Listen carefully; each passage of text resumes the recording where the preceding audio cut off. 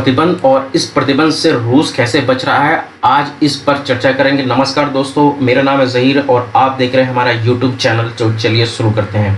America और Europe के देशों ने रूस पर पाबंदियां जो लगाई हैं, उस पाबंदियों से रूस ने अपना थोड़ा सा यू टर्न ले करके और उसका कुछ जगह निकाल ली है, यानी कि उसमें कुछ रास्ता निकाल लिया। वो रास्ता कैसा है और ये पाबंदियां क्या है, चलिए इस पर चर्चा करते हैं। तो सबसे पहले हम देखते हैं कि अमेरिका ने रूस के ऊपर कौन कौन सी जो पाबंदियां लगाई थी। अमेरिका और यूरोप के देशों ने रूस पर पाबंदी जो लगाई थी ताकि वो कुछ सामान ना खरीद सके और उसकी इकोनॉमी कमजोर हो चुके। अब रूस ने चालाकी से इन पाबंदियों को तोड़ दिया है और गैर कानूनी तरीकों से इसका सामान खरीद रहा है। अब इसको गैर कानूनी बोले या फिर रूस के की तिकड़म बुद्धि बोले कि भाई वो तो अपने बचने के लिए कुछ ना कुछ तो करेगा ही भाई, और आप इसको गैर कानूनी अपनी भाषा में बोल सकते हैं। कैसे? रूसी कंपनियां दूसरे देशों जैसे कि आर्मेनिया और दुबई के रास्ते से सामान मंगवा रही हैं। अब उन्होंने एक रास्ता बंद कर दिया तो दूसरा रास्ता उन्होंने खोल लिया। कुछ फ्रांसीसी कंपनियां जैसे झूठे कागजात बनाकर या फेक डॉक्यूमेंट बना करके रूस को सामान बेचने में मदद कर रही हैं। अब फ्रांस भी इसमें आ गया है, फ्रांस इसमें मदद कर रहा है रूस का। तो ये चीज बातें हैं। अब देखते हैं रूस में कैसे कैसे सैंक्शंस लगाए गए हैं और जाके इसका मतलब अब क्या निकलता है। रूसी पाबंदियों के बावजूद अपनी अर्थव्यवस्था वो चला पा रहा है।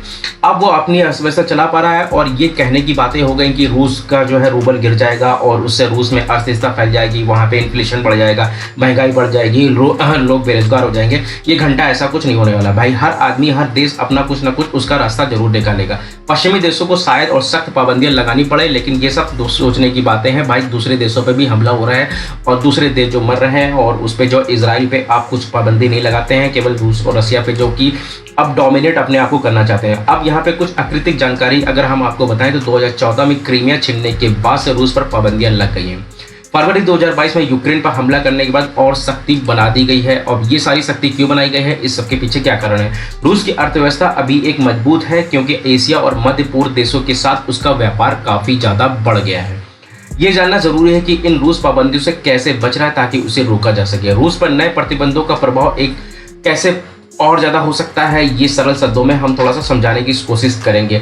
सबसे पहले हम ये देखते हैं कि 12 जून को क्या क्या हुआ है और क्या क्या घटनाएं हुई और क्या क्या चीजें हो सकती हैं। ये देखिए, जो चार्ट लगा है वो चार्ट हमने केवल आपको दिखाने के लिए पढ़ा है, लेकिन हम समझा आपको डिटेल में रहे रूस की चीजें, रूस अपनी क्या चालाकी कर रहा है या रूस अपने तिकड़म बुद्धि से कैसे काम कर रहा है। 12 जून को अमेरिका ने रूस की वित्तीय, ऊर्जा और प्रौद्योगिकी प्रणालियों पर प्रतिबंध लगाए थे। इन प्रतिबंधों में मॉस्को एक्सचेंज और उसकी सहायक कंपनियों को शामिल उसने किया था। इसका मतलब है कि ये कंपनियां अब अमेरिकी डॉलर और यूरो का उपयोग नहीं कर सकती हैं।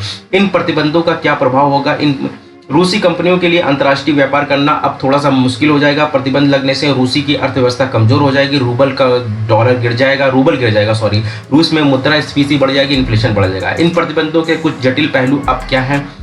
अब रूसी कंपनियां सीधे विक्रेताओं और खरीदारों के साथ मुद्रा का लेन देन करेंगी, जिससे मुद्रा अंतर बढ़ सकता है, जिसका अर्थ है कि मुद्रा खरीदने और बेचने का अब डिफरेंशियल बढ़ेगा, उसका रेट बढ़ जाएगा, यानी रूबल गिरेगा, और क्योंकि भाई उसको ज़्यादा पैसे खर्च करने पड़ेंगे। रूस में अब 2 मुद्रा बाजार हो सकते हैं, यानी कि उसमें करेंसी एक्सचेंज हो सकते हैं, एक प्रतिबंधित कंपनियों के लिए और दूसरा गैर प्रतिबंधित कंपनियों के लिए। प्रतिबंधित कंपनी यानी कि जिसपे जो है कुछ इम्पोज लगा दिया गया है और वो इम्पोज जो है रशिया और अमेरिका की तरफ से लगाया गया है।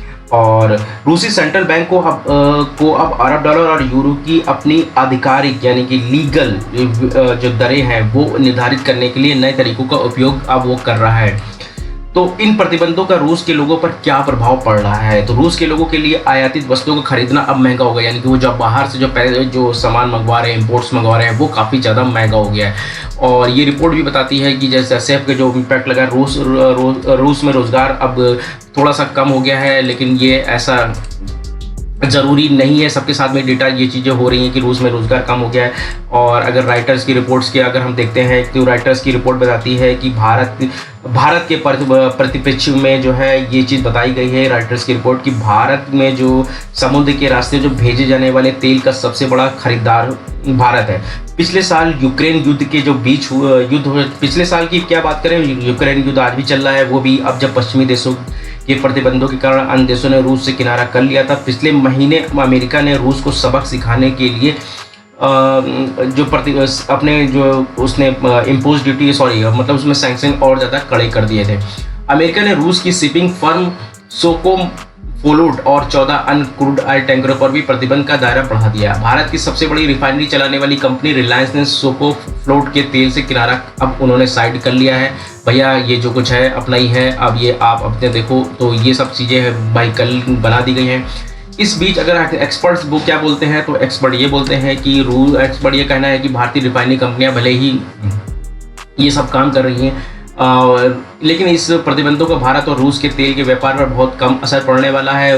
और अगर एक्सपर्ट्स बोले हैं तो रूस को अब भारत को ज़्यादा डिस्काउंट देना पड़ सकता है ताकि भारत उससे और तेल खरीदता रहे। भारत रूस पर दबाव डाल सकता है कि वो समुद्र के रास्ते भेजे जाने वाले तेल को अब कम से कम $60 में ही खरीदे, जो कि G7 देशों ने इसका दाम पहले से तय कर दिया गया है। इससे भारत को भी फायदा होगा, लेकिन रूस को घाटा होगा और अभी ज़्यादा दाम पर तेल बेच रहा है जो रूस, आपको थोड़ा सा घाटा होगा। अगर इसके कंक्लूजन की हम बात करें, कॉन्सिक्वेंसेस की बात करें, तो रूस पर नए प्रतिबंध देश की अर्थव्यवस्था और उसके लोगों पर गंभीर रूप से प्रभावित हो सकते हैं। ये व्याख्या केवल अगर जो है डिस्कवरी है।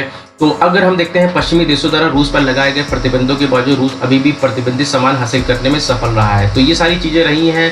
अब रिपोर्ट्स क्या बोलती है, लेकिन रूस तो अपना काम करेगा है, या फिर कोई भी देश जिस पे आप इम्पोज ड्यूटी लगाएंगे तो कोई ना कोई दूसरा रास्ता निकालेगा। तो ये सब डेटा है। आपको ये जानकारी अगर अच्छी लगी है तो इस तरह की जानकारी और चाहते हैं, इस तरह का अपडेट और चाहते हैं, तो आप हमारे चैनल में बने रहें, क्योंकि यहाँ पे हम आप इस तरह की जानकारी लेकर के आते रहते हैं। यहाँ पे हम टेक्निकल और जो है बैंकिंग से और इकोनॉमिक्स से रिलेटेड जानकारी लेके आते रहेंगे। और ये चैनल अपने दोस्तों तक जरूर शेयर करें, और शेयर करने से आपके लिए ही भी फायदा होगा, क्योंकि आपको यहाँ पे कुछ ना कुछ यहाँ पे सीखने को ज़रूर मिलेगा। धन्यवाद।